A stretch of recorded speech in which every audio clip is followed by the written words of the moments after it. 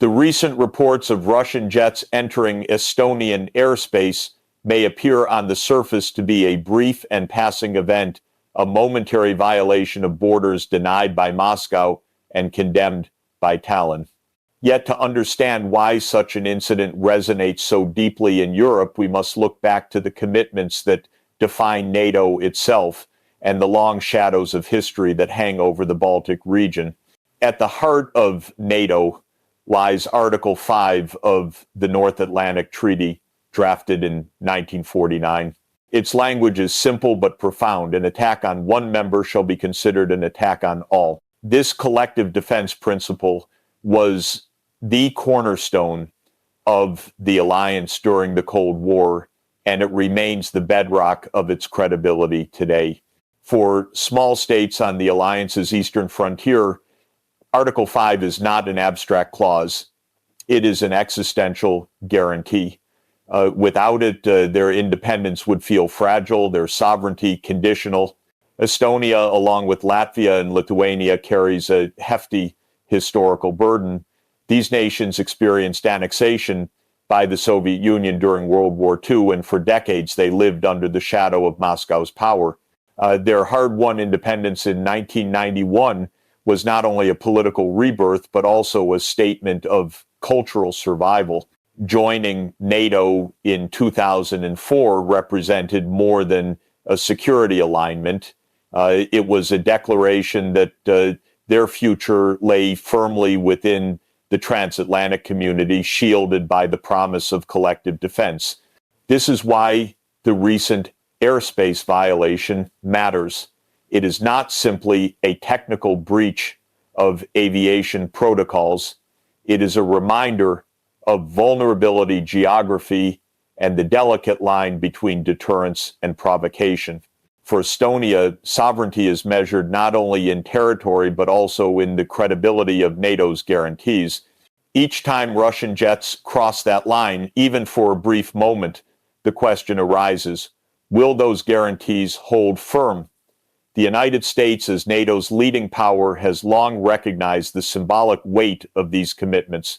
When Ambassador Mike Waltz affirmed that America would defend every inch of NATO territory, he echoed a lineage of statements from U.S.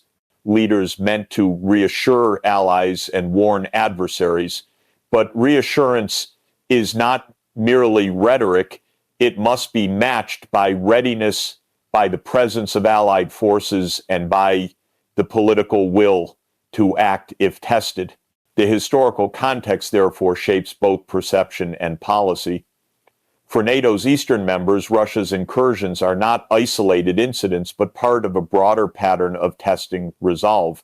For the United States and Western Europe, they are reminders that commitments made decades ago remain relevant, even urgent. And for Russia, these moments are opportunities to probe, unsettle, and remind NATO that its frontier is never beyond reach. In this sense, Estonia's skies are more than airspace. They are a theater where history, memory, and security converge. The echoes of past domination meet the pledges of modern alliances. To grasp the significance of these violations is to recognize that NATO's strength lies not only in weapons or bases, but in the trust of its members that promises will be kept. To understand the deeper meaning of the recent Russian fighter jet incursion into Estonian airspace, we must look beyond the mechanics of aviation routes and radar signatures. In geopolitics, such incidents are rarely accidents of navigation. They are messages, deliberate signals sent to adversaries and allies alike. The question is, what message was Moscow trying to send, and what are the risks of this form of communication?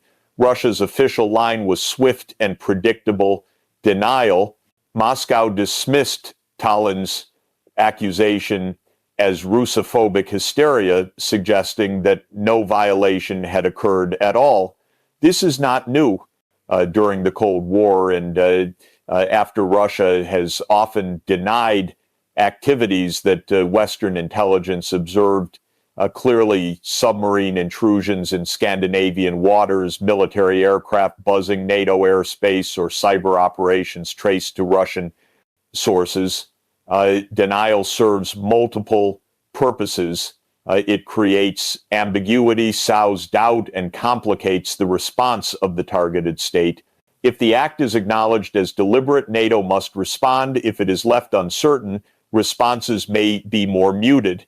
Yet the intent behind such incursions is not simply to provoke anger. More often, it is to test boundaries. By sending aircraft into Estonian skies, even briefly, Moscow probes NATO's vigilance.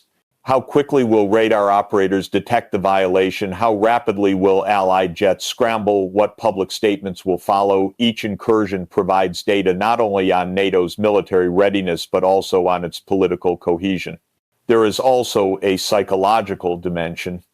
Russia understands the weight of geography. For Estonia, a small nation sharing a long border with a powerful neighbor, airspace violations are reminders of vulnerability. They stir historical memories of occupation and pressure NATO to demonstrate its credibility. From Moscow's perspective, the aim is to erode confidence. If NATO cannot prevent minor breaches, will it truly stand firm in the face of larger challenges? Recent months suggest a broader pattern. Russian drones have landed in Poland. Shahed drones from Iran have struck near the Romanian border, and now fighter jets are crossing into Estonian skies. These incidents form a mosaic of pressure across NATO's frontier. Each act may be contained, but together they create an atmosphere of tension, forcing the alliance to expend resources and attention on constant vigilance.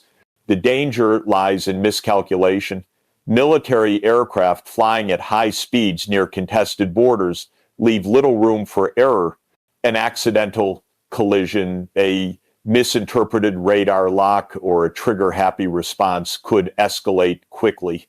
History offers sobering precedents: the 1,983 downing of Korean Air Flight 007 by a Soviet interceptor, or the 2015 incident when Turkey shot down a Russian jet near Syria.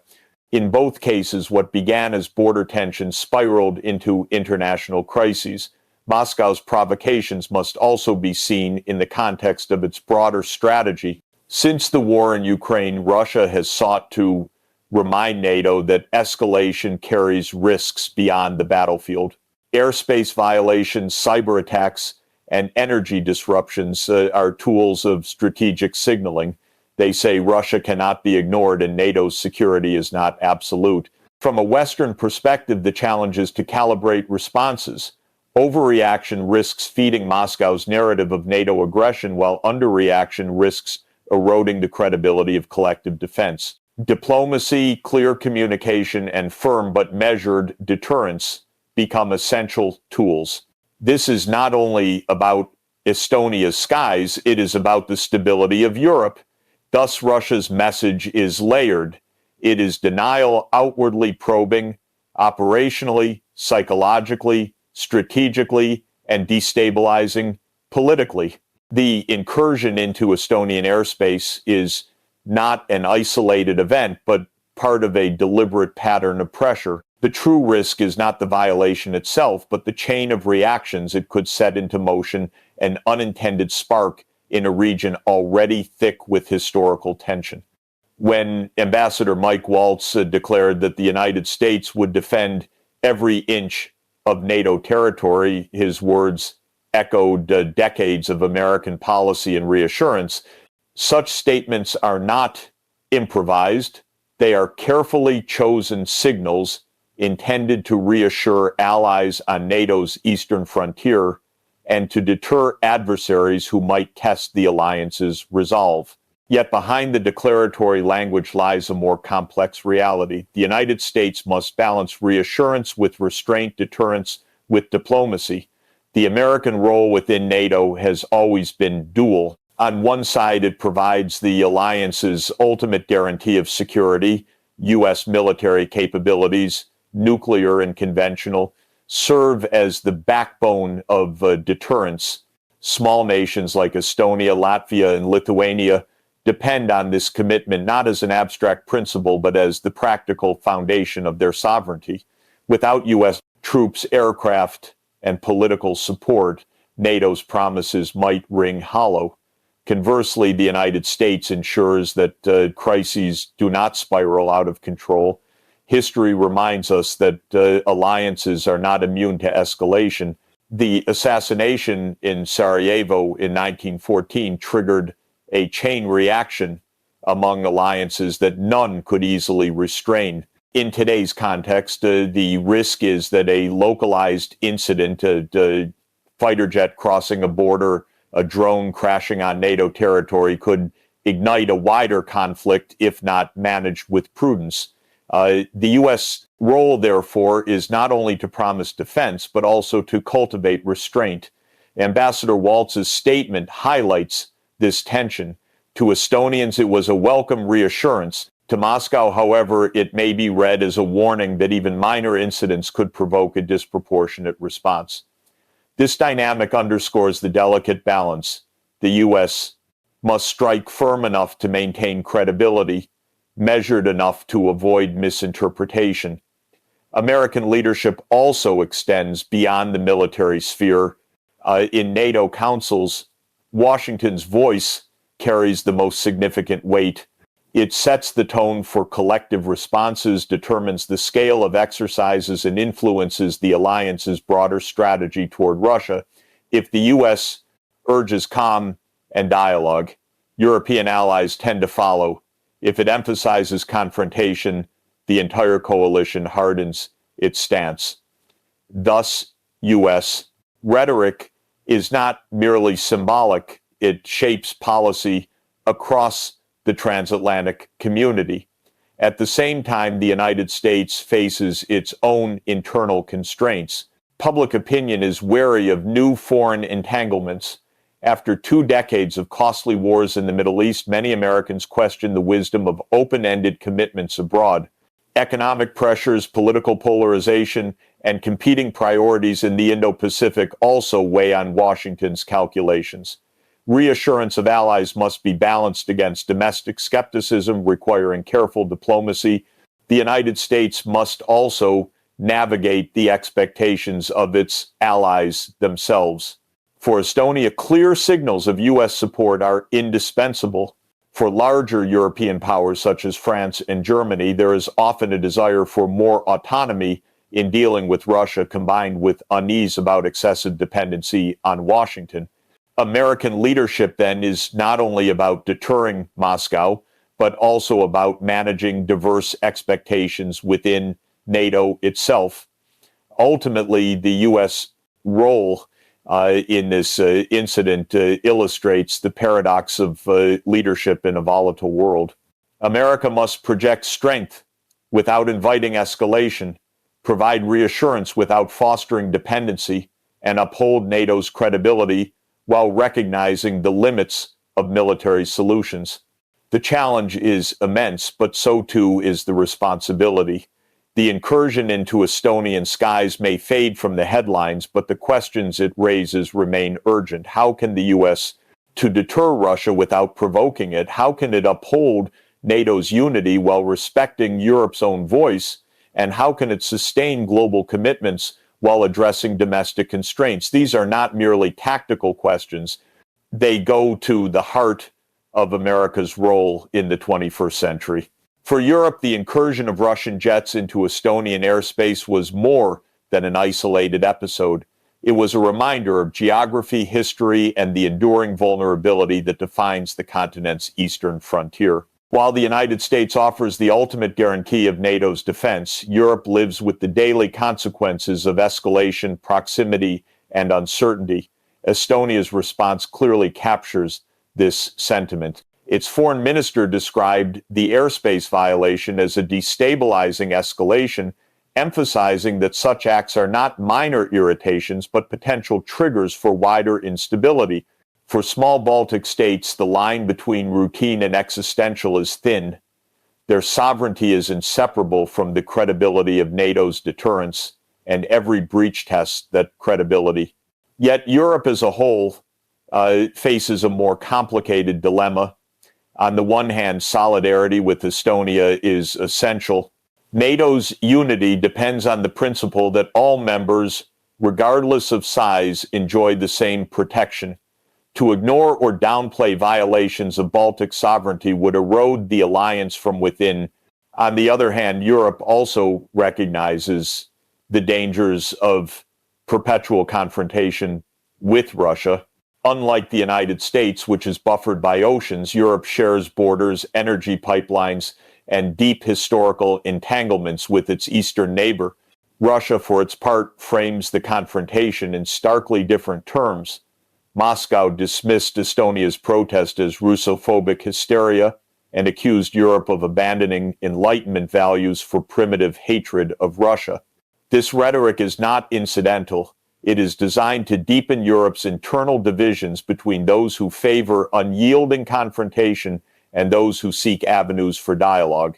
By portraying Europe as irrational and hostile, Russia aims to weaken the moral clarity of NATO's position and to amplify voices within Europe that call for compromise. The risk for Europe is that both narratives, the Baltic states' appeals for vigilance and Russia's accusations of hostility, can reinforce each other in a dangerous cycle. If Europe leans too heavily on confrontation, it validates Moscow's claim that the West is irreversibly hostile. If it softens its stance, it raises doubts among Eastern members about NATO's credibility. Caught between these pressures, Europe struggles to define a coherent long-term strategy. The energy crisis of recent years illustrates this dilemma vividly. By reducing dependence on Russian gas, Europe gained strategic resilience, but at a significant economic cost. Industries in Germany, Italy, and Central Europe faced higher prices and reduced competitiveness. Citizens endured rising utility bills and inflationary pressures. These sacrifices were justified as necessary for security, yet they also highlighted the profound economic stakes of geopolitical choices. Airspace violations may be symbolic, but the underlying reality is that Europe's confrontation with Russia touches livelihoods and borders. In this context, Europe's challenge is not simply to respond to provocations, but to craft a balanced approach that preserves security while avoiding escalation. This requires both solidarity with vulnerable members and a recognition that long-term stability cannot be built solely on deterrence. Dialogue, however limited, must remain open. History shows that even during the Cold War, communication channels were essential to prevent accidents from spiraling into crises. Europe's dilemma, then, is one of balance. It must defend the principle of sovereignty in the Baltic while acknowledging its dependence on economic stability and the dangers of permanent hostility with Russia. The incursion into Estonian airspace is a test not only of NATO's vigilance, but of Europe's ability to navigate the fine line between firmness and flexibility. Ultimately, Europe's fate lies in its capacity to combine unity with nuance. Too rigid a posture risks confrontation. Too soft a stance risks abandonment. Between these extremes lies the difficult art of diplomacy, an art that Europe must rediscover to manage the uncertainties of its eastern frontier. When Russian jets briefly crossed Estonian airspace, the event was quickly reported, condemned, and denied. It was, in a sense, routine, yet history teaches us that such routine incidents are anything but trivial. Moments like these remind us how easily small sparks can ignite larger fires if not cautiously managed. To understand this danger, we must look back at the lessons of the past century.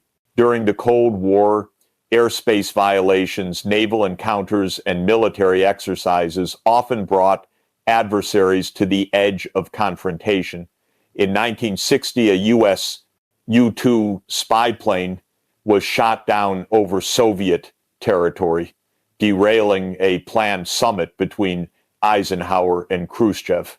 In 1962, the Cuban Missile Crisis showed how miscalculations and misperceptions could push the world to the brink of nuclear war.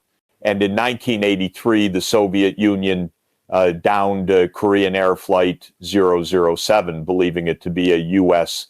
reconnaissance aircraft, killing nearly 300 civilians and triggering a wave of outrage and fear. Each of these moments underscores the fragility of peace when military assets operate in contested or sensitive zones. Yet history also provides examples of restraint. During the 1,970 seconds, despite deep rivalry, the United States and the Soviet Union developed hotlines and communication protocols to manage crises. The Helsinki Accords of 1975 created mechanisms for dialogue even while ideological hostility remained intense. These efforts did not eliminate danger, but they provided channels through which misunderstandings could be clarified before they escalated. The lesson is clear: communication is not a luxury in rivalry periods, it is a necessity. Applied to today's Baltic region, this lesson is urgent. NATO and Russia operate in proximity. Fighter jets, drones, and naval vessels cross paths daily. Each side interprets the other's movements through the lens of suspicion. Without reliable communication, the risk of accidental escalation grows. An Estonian radar operator misreading an aircraft's intentions or a Russian pilot interpreting a NATO scramble as aggression could set off a chain reaction. Once such incidents occur, political leaders are under immense pressure to respond forcefully, even if the initial event was unintended. Another lesson from history is the danger of narratives. In 1914, Europe's alliances and rivalries created an environment where leaders viewed confrontation as inevitable. Each incident, assassinations, ultimatums, mobilizations, was interpreted through a lens of hostility, leaving little room for de-escalation. The world stumbled into war not because one event demanded it, but because mistrust made every event a trigger. Today, NATO and Russia risk falling into a similar trap where each airspace violation or deployment of forces is seen not as an isolated act, but as proof of inevitable conflict. Restraint, therefore, must be cultivated consciously. It requires leaders on both sides to acknowledge the risks of misinterpretation and to maintain channels of dialogue even when political relations are strained. It requires military protocols prioritizing safety over provocation, ensuring that aircraft keep safe distances and that incidents are investigated transparently. And it requires public rhetoric that avoids inflaming tensions unnecessarily. The Estonian incident, minor though it may seem, is a reminder of how fragile stability can be when great powers confront one another at close range. History tells us that peace is not preserved by strength alone, but by the wisdom to recognize how easily strength can be misread. The Cold War ended not only through deterrence, but also through dialogue treaties and a recognition of shared vulnerability. That lesson remains as relevant today as it was then. The brief violation of Estonian airspace by Russian fighter jets may one day be remembered as a footnote, quickly overshadowed by larger events. Yet its significance lies not in the seconds that aircraft spent above Estonian territory, but in what it revealed about the precarious balance of our time. Such incidents are minor in scale, but they touch upon the most fundamental questions of war, peace, and security in Europe. For NATO, the episode is a test of credibility. The alliance's strength rests on the conviction that its promises will be kept, that every inch of its territory will be defended. If that assurance is doubted, the deterrent weakens. Estonia, Latvia, and Lithuania, with their painful history of foreign domination, look to NATO not only for military protection, but also for psychological reassurance that their sovereignty is secure. Each breach, no matter how minor, challenges that confidence. For Russia, the incident is part of a strategy of pressure by sending signals across NATO's frontier, whether drones in Poland, jets in Estonia or cyber attacks elsewhere, Moscow keeps the alliance off balance. It reminds the West that Russia can unsettle, probe, and disrupt at will, yet this approach carries risks for Moscow as well. Every violation strengthens NATO's resolve, increases allied defense spending, and deepens transatlantic unity. What Russia portrays as boldness may, over time, isolate it further. For Europe, the episode underscores vulnerability. Unlike the United States, Europe is not protected by oceans. Its cities, industries, and borders lie within immediate reach of Russian power. The continent's economic well-being is directly affected by geopolitical shocks, from energy prices to trade disruptions. Europe's dilemma is to maintain solidarity with its eastern members while avoiding a spiral of confrontation that erodes its own prosperity. The challenge for the United States is balance. Its leadership is indispensable to NATO's deterrence, but with leadership comes responsibility. Washington must signal resolve without inviting escalation, and it must sustain credibility abroad while addressing skepticism at home. The American role is thus both protector and restrainer, a balance as tricky as it is essential. History teaches us that wars rarely begin with grand declarations. More often, they emerge from minor incidents, misunderstood signals, accidental clashes, rigid alliances unable to absorb shocks. The assassination in Sarajevo in 1914, the downing of an airliner in 1983, the countless near misses of the Cold War, all remind us that peace can unravel not through deliberate choice, but through miscalculation. Estonia's skies on this occasion did not spark such a chain reaction, but the risk remains ever present. The broader lesson is that deterrence alone is insufficient. Stability requires diplomacy, communication, and restraint. Even at the height of the Cold War, adversaries recognized the necessity of hotlines, arms control agreements, and forums for dialogue. Today, such channels are weaker, less trusted, and sometimes absent altogether. Rebuilding them is not a sign of weakness, but of wisdom. The incursion into Estonian airspace is ultimately a metaphor for our age, an era where small sparks can have disproportionate consequences, where confidence and credibility are as decisive as tanks and missiles, and where the choice between escalation and restraint depends on leaders' judgment. Proper stability will not come from rhetoric alone. It will come from the difficult work of diplomacy, from the recognition of shared vulnerabilities, and from the humility to remember how easily history can repeat itself.